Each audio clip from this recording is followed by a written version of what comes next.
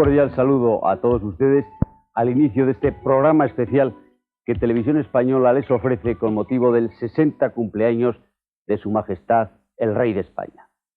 Juan Carlos I, 60 años de historia, título del reportaje, es un recorrido por las 6 décadas de la vida de un hombre formado para ejercer la más alta responsabilidad del Estado. Un hombre con una decidida voluntad de disciplina, con una clara idea de servicio y deber. Una narración que es la historia de un rey, pero sobre todo la de un monarca que en todo momento ha sabido que formaba parte de su misión convertir su país en un Estado democrático. Es también la vida de un hombre que durante 60 años ha vivido momentos difíciles y dichosos. Un hombre que ha reído y llorado. Un padre de familia que junto a su esposa, la reina, ha visto crecer a sus hijos y que ha cumplido y cumple con su misión en la historia y en su vida personal. Algunas de las imágenes que integran este reportaje son inéditas, nunca han sido emitidas por televisión, ya que pertenecen a archivos privados, lo cual es una muestra más de la esencial y especial relevancia que Televisión Española ha querido dar a este programa en torno a los 60 años de Su Majestad el Rey. Por cierto, felicidades, Majestad. Juan Carlos I, 60 años de historia, está concebido en 6 partes que corresponden a cada una de las décadas vividas por el monarca.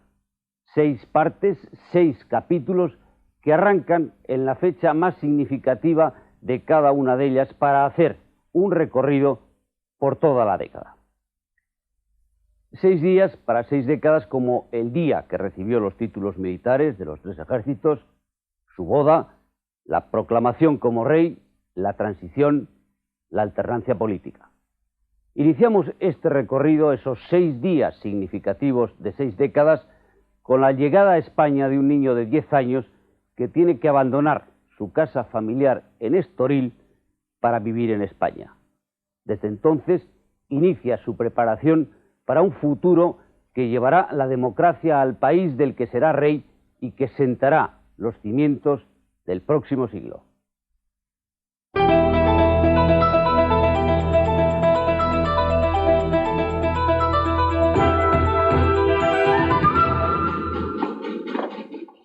Invierno de 1948. El Lusitania Express recorre Portugal camino de la frontera española. Un niño de 10 años viaja en él. Apartado de sus padres, el niño deja en Estoril, en su casa de Villa Giralda, un mundo que no recobrará. El calor familiar, los juegos, el mar.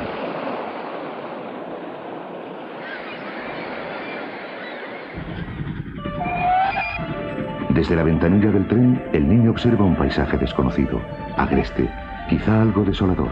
Es España. Durante el viaje, no deja de preguntarse por qué su familia le manda tan lejos. Es el 8 de noviembre.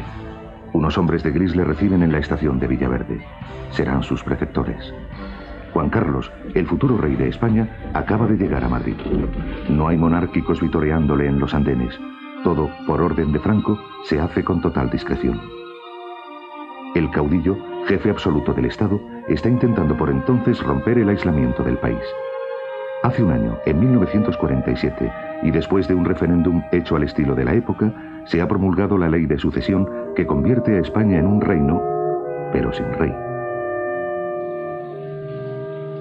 A esa España, un país que desconoce, llega el niño de 10 años. Un niño con frío que tiene que aprender a ser rey. Su abuelo, el rey Alfonso XIII, y su padre, don Juan, viven en el exilio desde 1931. This march the Carlo Panaro is convinced that the march passed very well and the drilling was quite perfect. En 1935 don Juan se casa con doña María de las Mercedes. Un año después de este enlace, estalla en España una cruel guerra civil que siembra la desolación en todo el país. En enero de 1938 se está librando en el frente de Teruel una batalla que pasará a la historia por su extrema dureza. Es entonces, el 5 de enero, cuando nace en Roma Juan Carlos de Borbón y Borbón.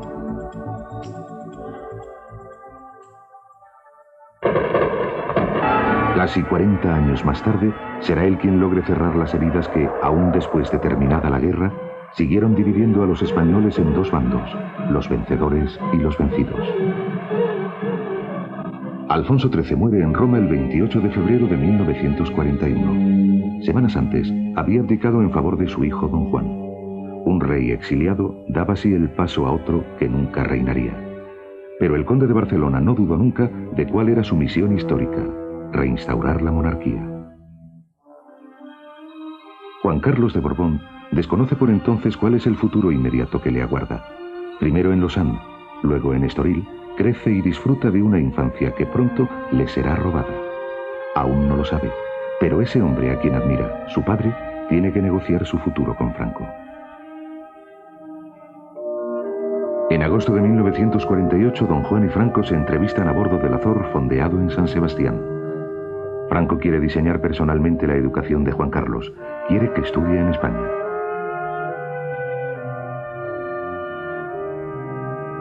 Y así, el futuro rey inicia sus estudios en Las Carillas, en las afueras de Madrid, donde le tutelan rígidos preceptores elegidos por su padre y por Franco.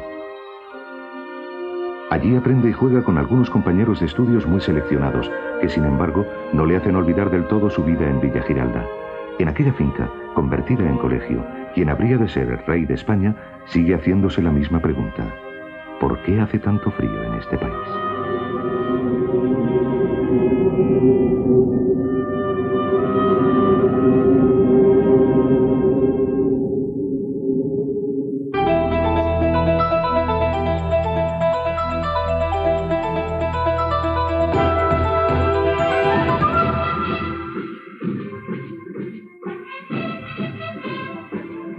Han pasado 11 años y nuevamente es invierno.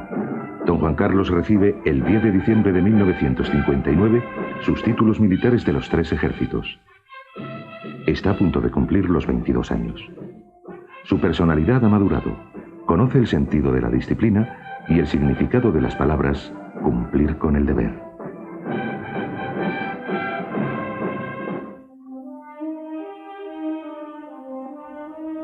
Su adolescencia había transcurrido en fincas y palacetes transformados en aulas de colegio.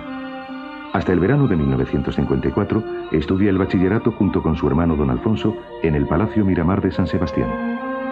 Sus calificaciones son intermedias. Le gustan los deportes, sabe la responsabilidad que le espera en el futuro. Se lo ha enseñado un hombre a quien don Juan Carlos mira con devoción, su padre, el conde de Barcelona, quien pronto tendrá que dialogar nuevamente con Franco sobre la educación de su hijo. En 1954, superado el bachillerato, el generalísimo quiere que don Juan Carlos ingrese en la Academia Militar. El conde de Barcelona duda, quiere que su hijo estudie en la Academia, pero haciéndolo compatible con cursos en el extranjero que le permitan ampliar su conocimiento de la sociedad. Algunos consejeros de don Juan no ven conveniente el ingreso inmediato del joven en un ejército que está políticamente sesgado. El adolescente don Juan Carlos calla disciplinado. Sabe que irá a estudiar donde otros decidan y que nadie le preguntará por sus preferencias. El 2 de diciembre de 1954, don Juan y Franco se entrevistan por segunda vez. Tras 7 horas y media de conversación en la finca extremeña de Las Cabezas, el futuro inmediato de quien será rey está decidido. Don Juan Carlos se queda en España. Debe prepararse para ingresar en la Academia Militar de Zaragoza. Don Juan solo puede exigir que el responsable directo de los estudios sea un monárquico. La conversación ha terminado.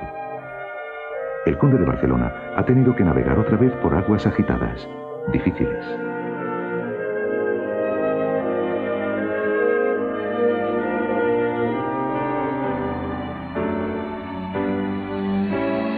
Don Juan Carlos se prepara duramente para su ingreso en la Academia. Vive en Madrid y en el verano de 1955 ingresa en Zaragoza. En pocos meses tiene que superar pruebas previstas para varios cursos. En su paso por las aulas militares conocerá una futura generación de oficiales en la que primará la profesionalidad sobre la política. Es un cadete más. Nunca alardean. Solo una cosa no permite. Si excepcionalmente algún compañero trataba de ofender a su padre, Don Juan Carlos sabía responder como hijo orgulloso. La distancia no rompía su íntima unión familiar.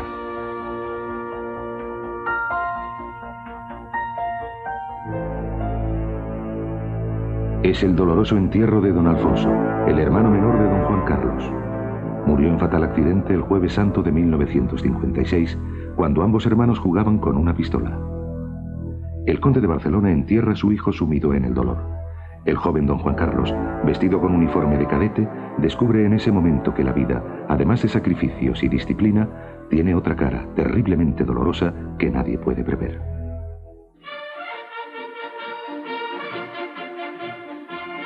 En el verano de 1957 termina sus estudios en la Academia Militar.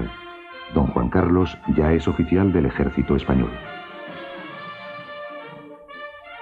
Casi 20 años después sería capitán general de las Fuerzas Armadas. Pero entonces no había acabado aún su formación militar. Le esperaban 2 años de estudio en las escuelas naval y de aviación.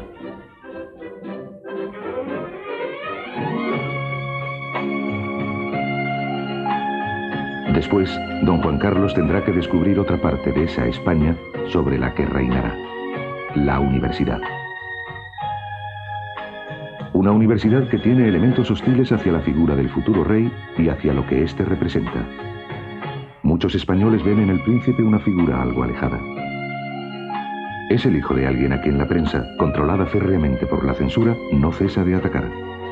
Los duros del régimen, que nada tienen de monárquicos, desean además otras soluciones que desde luego no pasan por don Juan Carlos para la sucesión de Franco.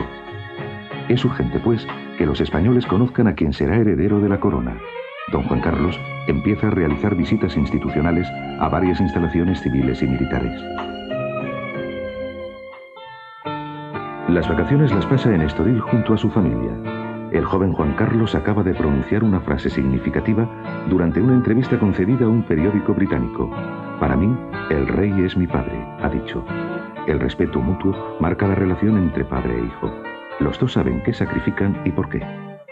Aprendizaje moral ha sido mi vida de ausente, así como lo ha sido para mi hijo su presencia estudiosa en la patria. Y los dos, padre e hijo, no hemos sido personas intocables ni rodeadas de protocolos aislantes. Hemos vivido la intemperie de la opinión y de la crítica.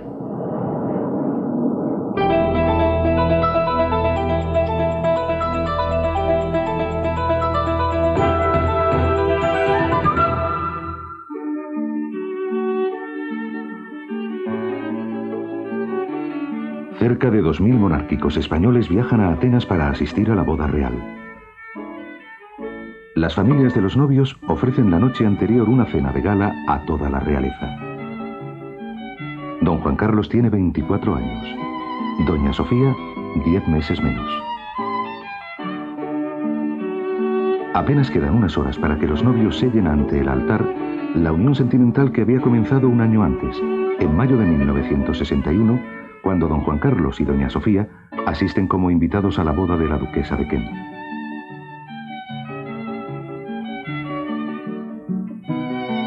Los dos inician desde entonces un romance casi secreto que se desvelará 4 meses más tarde con el anuncio oficial del compromiso. Solo entonces lo conocería Franco, avisado unas horas antes de este anuncio. La prensa española apenas se hace eco de la noticia. Así, el 14 de mayo de 1962 se celebra la solemne ceremonia de la boda de Juan Carlos de Borbón y Sofía de Grecia. El novio llega al templo del brazo de su madre, doña María de las Mercedes. Doña Sofía, acompañada de su padre, el rey Pablo, recorre en carroza las calles de Atenas.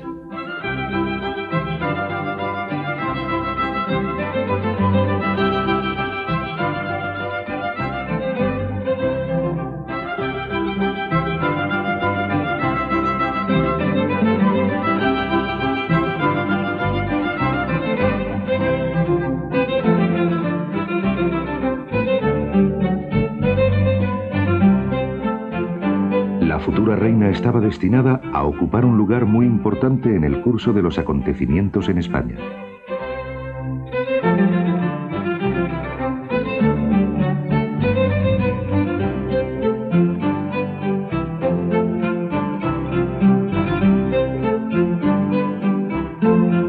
Días después de la boda, los príncipes se dirigen a su hogar, el Palacio de la Zarzuela.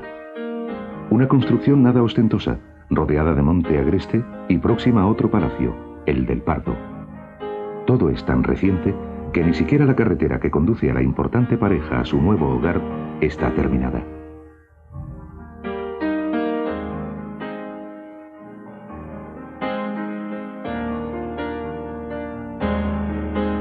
Pasan los días. Don Juan Carlos va mostrando a su mujer lugares, paisajes y edificios que han sido escenario de una parte de la historia del país del que será reina.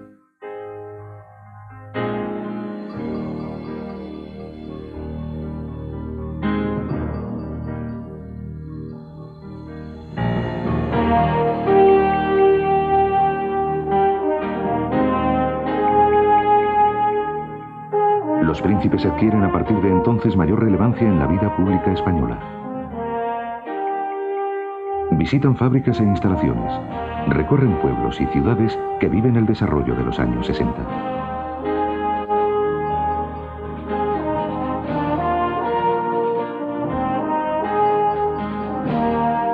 En diciembre de 1963 nace la infanta Elena.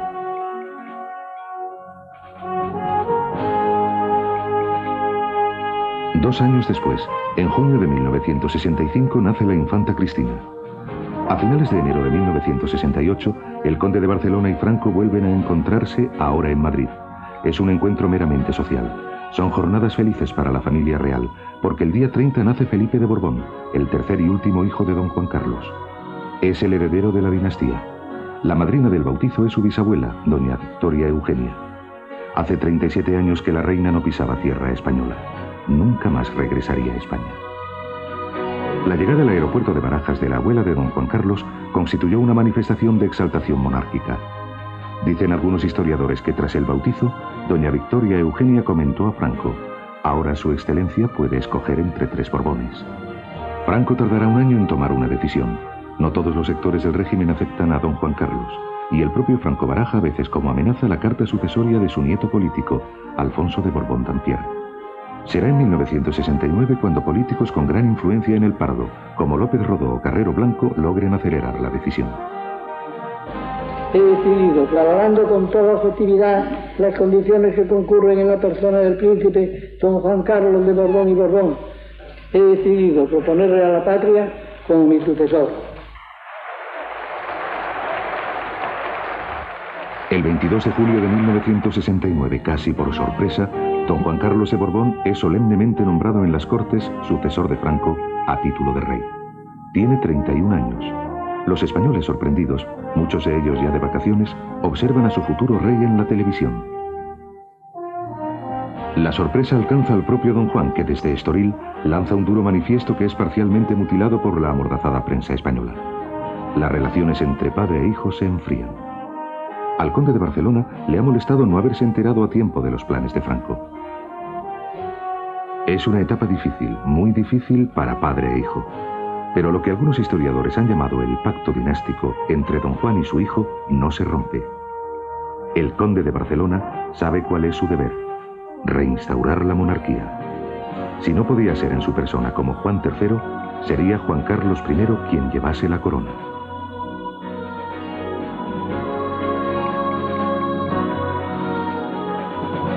Consciente de su papel en la historia, don Juan Carlos dirige parte de su mensaje en las Cortes a quienes nada tienen que ver con el pasado del país, los jóvenes, el futuro de España. Estoy muy cerca de la juventud. Admiro en ella y comparto su deseo de buscar un mundo más auténtico y mejor. Sé que en la rebeldía que a tantos preocupa está viva la mejor generosidad de los que quieren un futuro abierto, muchas veces con sueños irrealizables, pero siempre con la noble aspiración de lo mejor para el pueblo.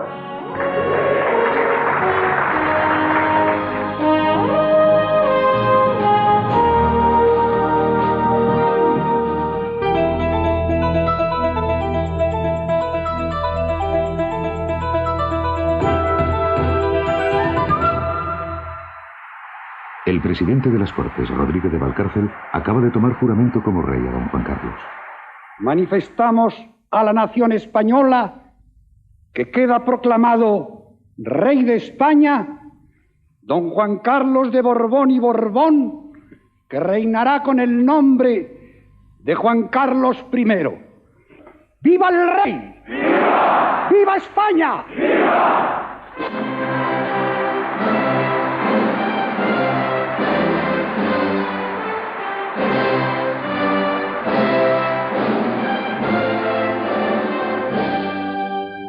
La monarquía ha sido reinstaurada en la persona de Juan Carlos I.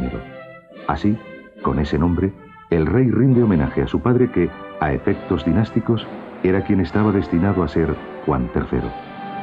Don Juan Carlos tiene 37 años.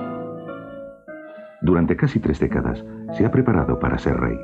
Ha mantenido una actitud de respeto hacia Franco, fallecido 2 días antes. En alguno de sus viajes como príncipe al extranjero, sus anfitriones han tenido datos concretos sobre sus proyectos de futuro.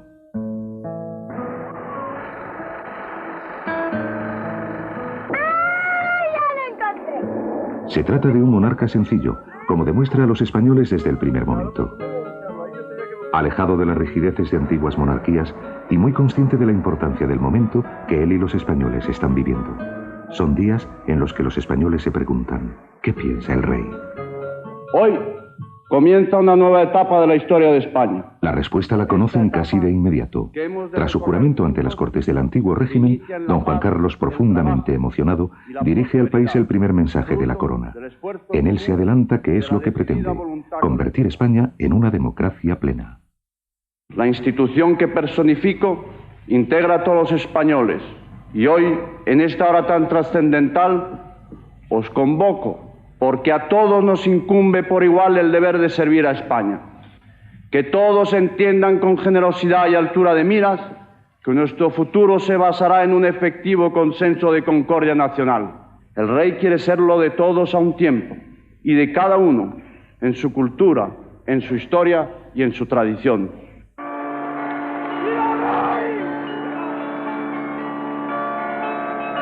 2 días después, en la iglesia de los Jerónimos, se celebra el acto religioso de la proclamación. La presencia de dirigentes europeos es mínima y costó trabajo convencer a los que acudieron.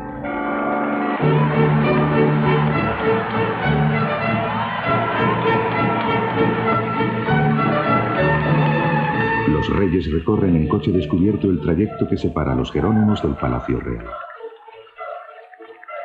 Los madrileños aplauden sin mucho entusiasmo. Solo al llegar al palacio de sus antepasados, las aclamaciones son masivas.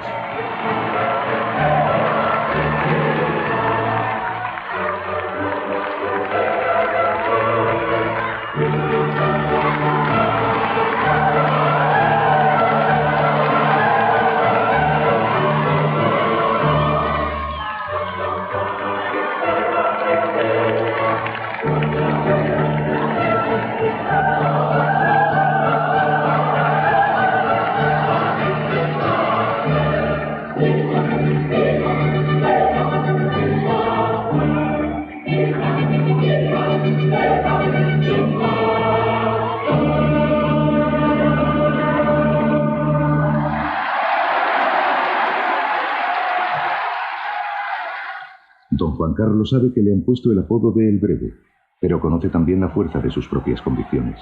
Está dispuesto a demostrar que va a ser el rey que traiga definitivamente las libertades plenas a los españoles. Pero para ello debe convencer a los escépticos, que son muchos, y debe demostrar que es el rey de todos los españoles.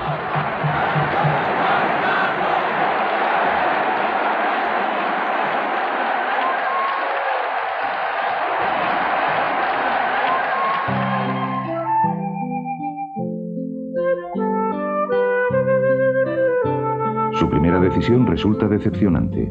Confirma a Arias Navarro como presidente. Lo hace porque necesita tiempo para iniciar lo que se llamaría transición hacia la democracia. Desde la zarzuela, prácticamente de espaldas a Arias Navarro, el rey va tomando importantes iniciativas.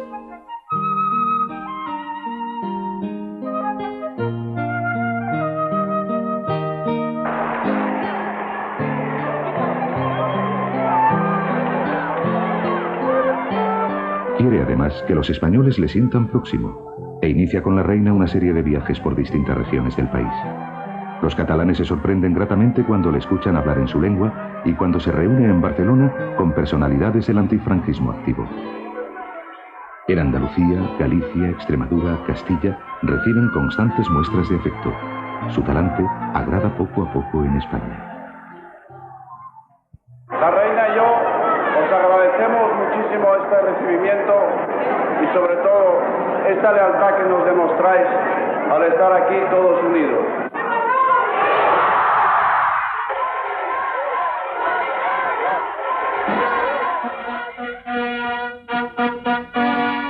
Y el 2 de junio de 1976, en el Congreso de Estados Unidos, en Washington, manifiesta ante la comunidad internacional cuáles son sus intenciones y explica cómo monarquía y democracia van a ir de la mano en la nueva España. The monarchy will ensure, under the principles of democracy, social peace and political stability, at the same time ensuring the orderly access to power of distinct political alternatives in accordance with the freely expressed will of the people.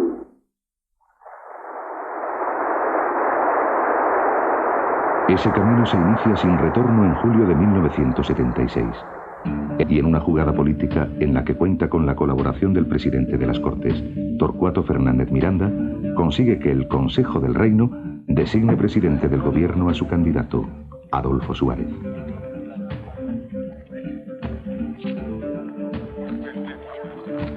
Los españoles se decepcionan. ¿Cómo confiar en un político falangista, ministro secretario general del movimiento? Sin embargo, la jugada está muy bien pensada. Con un hombre del movimiento, de carácter firme y sin compromisos personales, es más fácil desmontar el aparato franquista.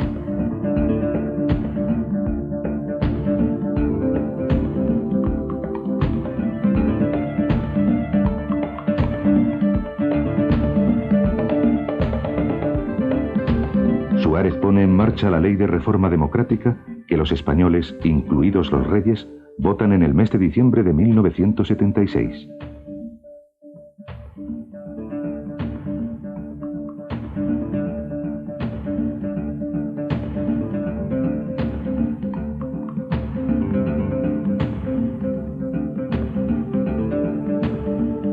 Meses después, en la Semana Santa de 1977, se legaliza el Partido Comunista con el visto bueno del rey y sin que se haya conocido previamente que esas eran las intenciones del gobierno.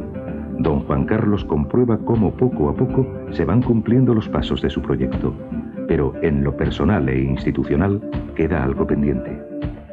El 14 de mayo de 1977, el rey y su padre protagonizan un acto histórico: la renuncia de don Juan de Borbón a sus derechos dinásticos en favor de su hijo.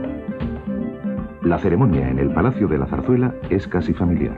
En virtud de esta mi renuncia, sucede la plenitud de los derechos dinásticos como rey de España, mi padre el rey Alfonso XIII, mi hijo y heredero el rey don Juan Carlos I. Majestad, por España, todo por España. ¡Viva España! ¡Viva el rey! Un emocionado conde de Barcelona manifiesta su respeto al rey.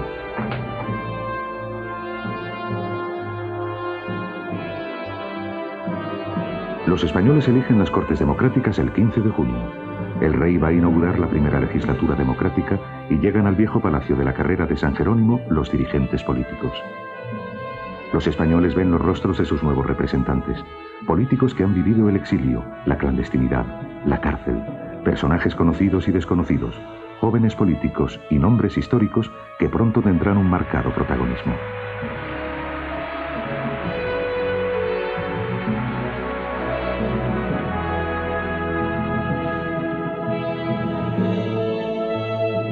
Este solemne acto de hoy tiene una significación histórica muy concreta: el reconocimiento de la soberanía del pueblo español. La corona, después de las últimas elecciones legislativas, se siente satisfecha al comprobar la forma en que se van logrando los fines que no hace mucho tiempo formuló. Hemos conseguido que las instituciones den cabida en su seno a todas aquellas opciones que cuentan con respaldo en la sociedad española. No voy, por supuesto, a exaltar ahora el esfuerzo que nos permitió llegar a esta meta. pero sí quiero decirles que entre todos hemos construido los cimientos de una estructura sólida para la convivencia en libertad, justicia y paz.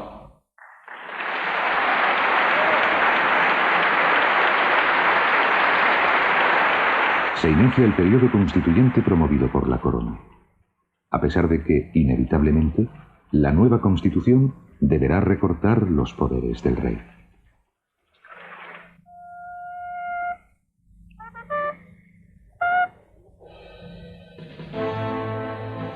Don Juan Carlos será jefe del Estado y capitán general de las Fuerzas Armadas. Esa máxima jefatura será fundamental años más tarde, en el 81.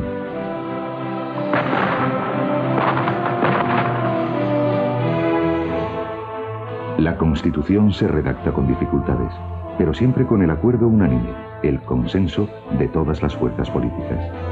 Los españoles viven una época ilusionante.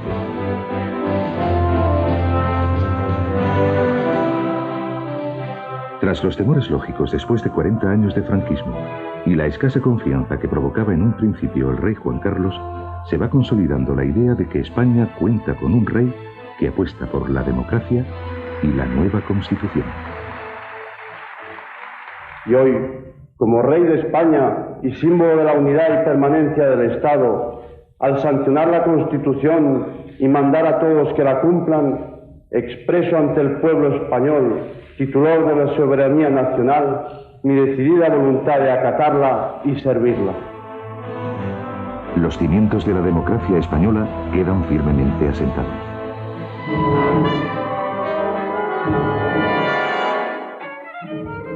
El terrorismo es una de las pocas amenazas que se cierne sobre la joven democracia española.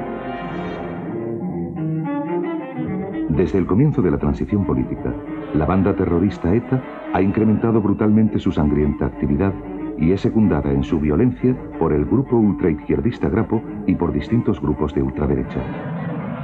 118 personas son asesinadas en el año 1979, cuando la nueva Constitución democrática estalla en vigor.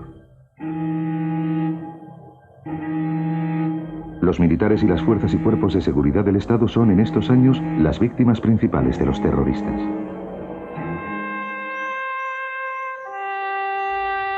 El asesinato del general Ortín, gobernador militar de Madrid, en 1979, a manos de ETA, incrementa alarmantemente el estado de descontento creciente de un cierto sector del ejército que se opone cada vez con mayor virulencia al proceso político que se vive en España.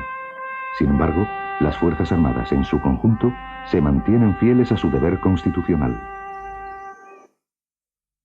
El dolor es profundo y unánime, pero también lo es nuestra decisión, porque no puede haber alternativa.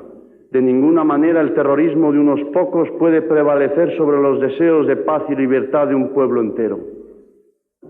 La felicitación con motivo de la Pascua Militar habría de dirigirse de forma muy cordial a vuestra actitud ante el delicado proceso político que era necesario realizar y al que habéis prestado una colaboración decidida con vuestra comprensión, con vuestro patriotismo y con vuestro sacrificio. Gritad conmigo: ¡Viva España! ¡Viva! ¡Viva el rey! ¡Viva!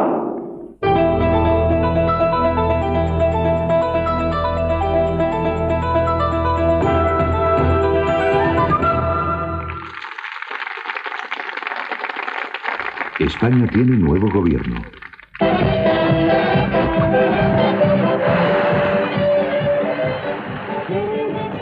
El PSOE ha ganado por mayoría abrumadora las elecciones. Felipe González es ahora presidente.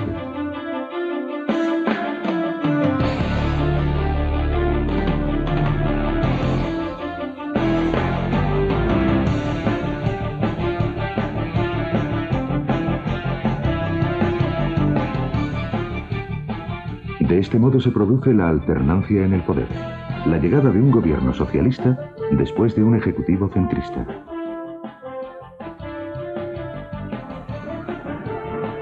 Algunos analistas ven en esta alternancia el final de la transición. Tengo la impresión en este momento, como depositario de las funciones constitucionales de la corona, que es el pueblo español, el sereno, sufrido, ejemplar y magnífico pueblo español, al que hemos de servir con total entrega, el que está aquí junto a todos nosotros, el que ostenta con absoluto derecho el máximo protagonismo de este acontecimiento. Pienso que tenemos motivos para estar agradecidos y satisfechos por la forma ordenada, libre y pacífica en que se ha manifestado en amplia proporción la voluntad de los españoles durante las elecciones generales que han dado lugar a la constitución de estas cámaras. El rey tiene ahora que despejar una incógnita. Siempre había dicho que sus relaciones con el presidente del gobierno, el que fuera, serían inmejorables.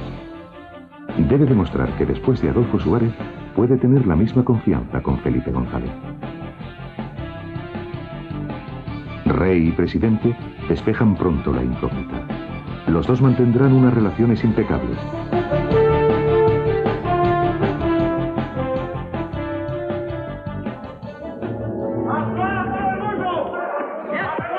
No podemos emitir más porque nos están apuntando. 6 meses antes de la llegada al poder de los socialistas, España vive horas dramáticas. Es la larga noche del 23F de 1981. Los golpistas han secuestrado el Parlamento.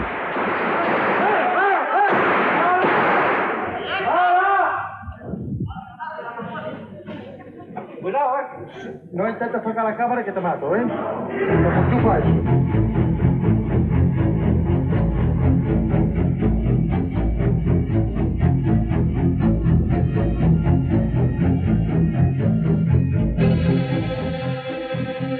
Determinados jefes y oficiales que no aceptan el creciente protagonismo de la izquierda, ni la política antiterrorista, ni la España de las autonomías, encabezan la operación.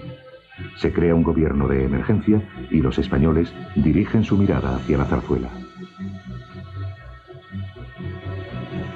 En el interior del palacio, el rey, con apenas media docena de hombres de su equipo, trata de controlar la situación y valorar el alcance de la rebelión militar.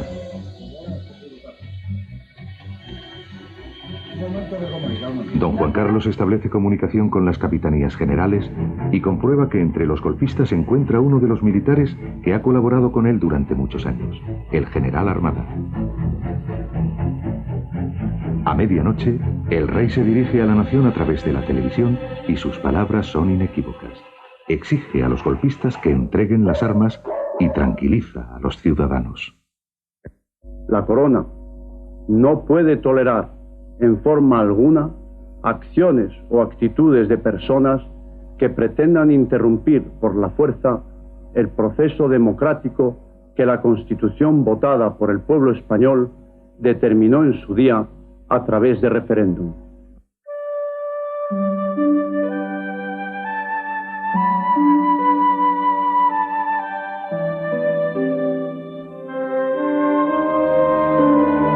Horas después, con los golpistas en prisión, el rey recibe a los líderes políticos para analizar lo ocurrido y sus consecuencias futuras. Las Cortes, tras la intentona, continúan su andadura democrática. Es momento para reconocer y agradecer la decisión y el firme pulso de Su Majestad el Rey de España, que ha garantizado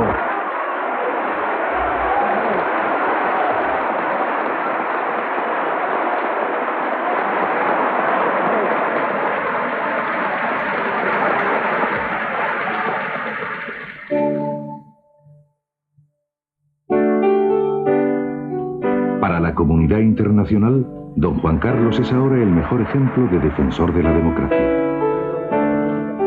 Los medios de comunicación le dedican toda su atención y la vieja Europa le otorga su condecoración más representativa, el Premio Carlomagno. Ich habe Ihren demokratischen Instinkt bewundert und zugleich die Würde, die Sie der spanischen Demokratie verleihen. La reina y sus hijos asisten en Aquisgrán a la ceremonia de entrega del galardón. Las miradas, los gestos, muestran en esa ceremonia los sentimientos de todos los presentes. España ha estado presente en todas las empresas de Europa. y se propone seguir estándolo. Y no olvidemos que ahora se trata de construir entre todos, más allá de la unidad, de la ya antigua unidad de Europa, su unión. Formar parte de Europa es una de las metas que se marca el gobierno socialista. Desde su llegada al poder, en diciembre de 1982, González pone todo su empeño en abrir las puertas de la Comunidad Económica Europea. Finalmente, en junio de 1985, se firma en Madrid, ante los jefes de Estado y de Gobierno de los 12, el Tratado de Adhesión que convierte a España en miembro de pleno derecho.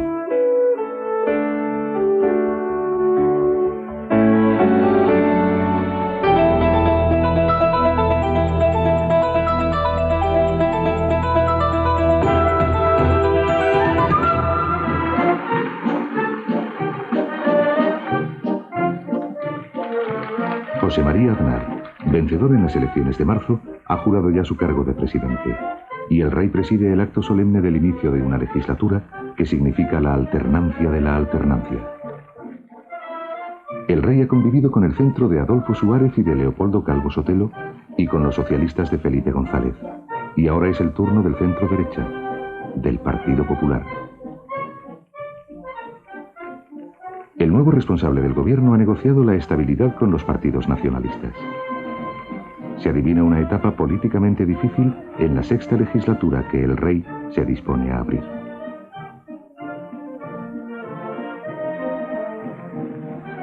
Han pasado 20 años desde la primera consulta democrática. Don Juan Carlos lo recuerda en su discurso. En 1976, el pueblo español se declaró por mayoría abrumadora en favor de una transición pacífica, cuyo texto fundamental aprobó en el referéndum constitucional de 1978. Desde entonces acá, las sucesivas elecciones generales han ido conformando y confirmando la secuencia de nuestra normalidad democrática en la que felizmente vivimos.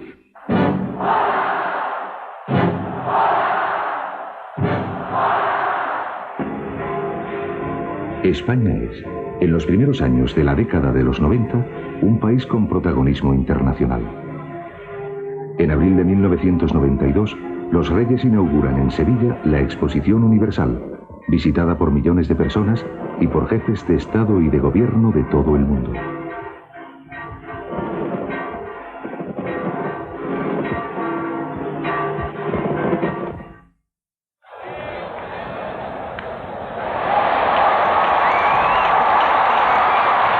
Señoras y señores, hacen su entrada sus majestades los reyes.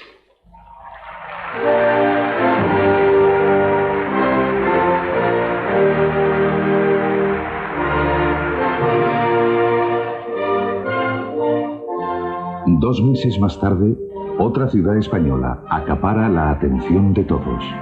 Barcelona, sede de los Juegos Olímpicos.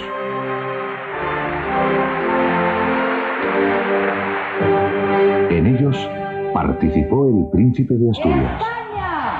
¡A España! ¡España! ¡Spain!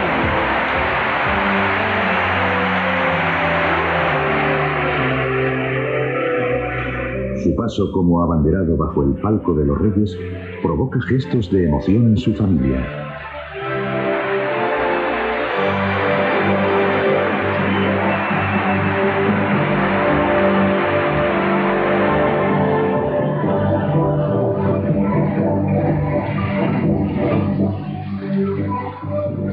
Los Juegos son un éxito para los deportistas españoles que ven en la familia real una especie de talismán. ¡Gol de España!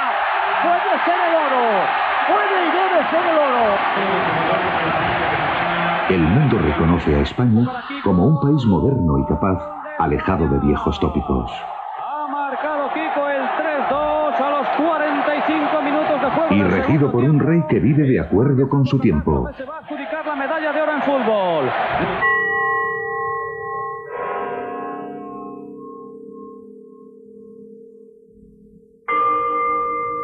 Don Juan Carlos vive en los 90 uno de sus peores momentos personales. En abril de 1993, en el monasterio de El Escorial, el rey preside los actos fúnebres en honor de don Juan de Borbón, fallecido en Pamplona tras una larga y penosa enfermedad.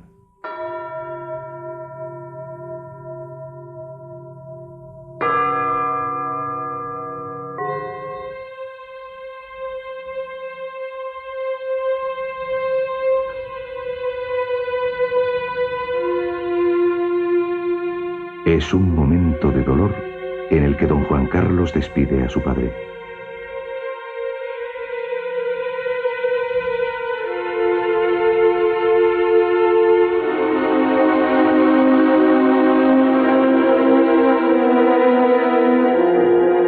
Sus relaciones habían pasado por momentos delicados.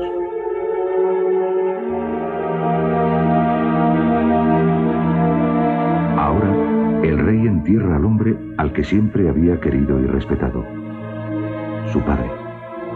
Quiero rendir el emocionado tributo de mi cariño filial, unido al respeto profundo que siempre te he profesado, al comprender desde niño que sobre todo y por encima de todo, tú no has tenido nunca otro ideal que la entrega absoluta al servicio del pueblo español.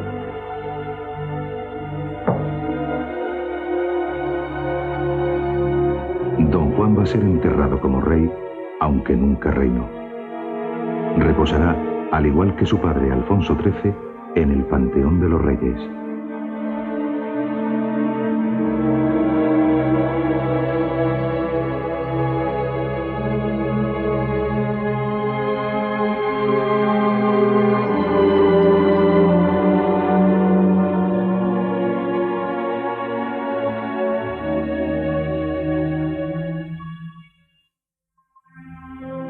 Un capítulo de la historia de España se cierra. Otros se habían empezado ya a escribir.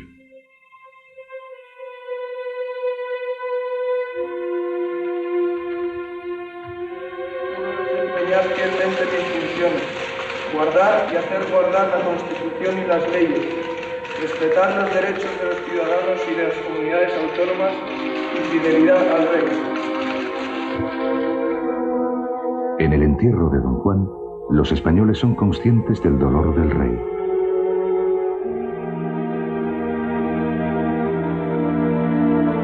Del dolor del hijo.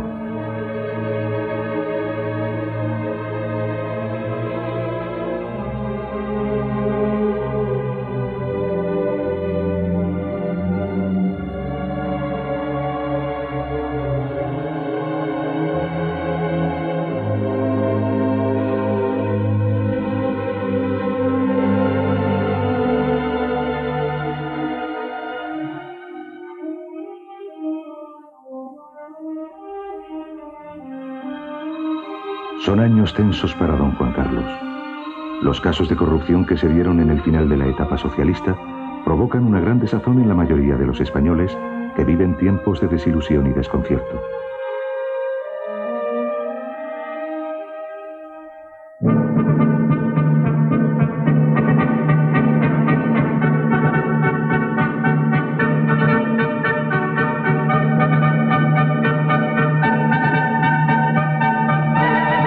En la primavera de 1994, Elena, hija mayor de los reyes de España, se casa en Sevilla.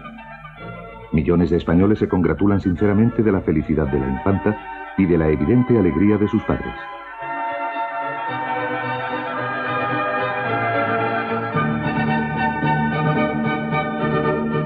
Tres años más tarde, será la infanta Cristina quien se case, esta vez en Barcelona. Haciendo honor a lo que siempre habían afirmado los reyes, ambas infantas deciden contraer matrimonio atendiendo exclusivamente a sus sentimientos y eligen como marido en los dos casos a personas ajenas a la realeza.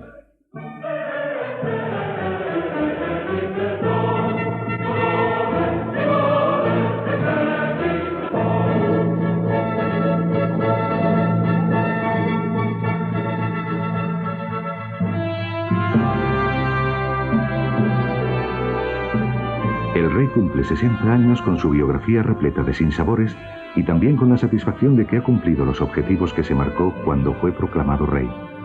convertir España en un país democrático.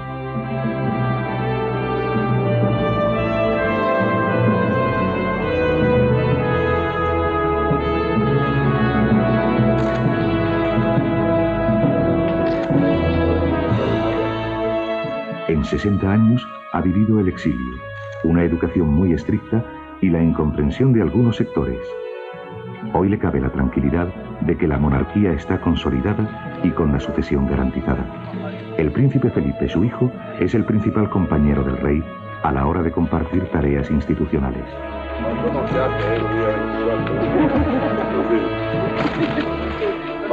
España ha pasado de la dictadura a la democracia. Don Juan Carlos de Borbón ha pasado del exilio a la jefatura del Estado, a ser proclamado rey de un país que pisó por primera vez con 10 años. Don Juan Carlos celebra 60 años plenamente vividos, intensamente vividos.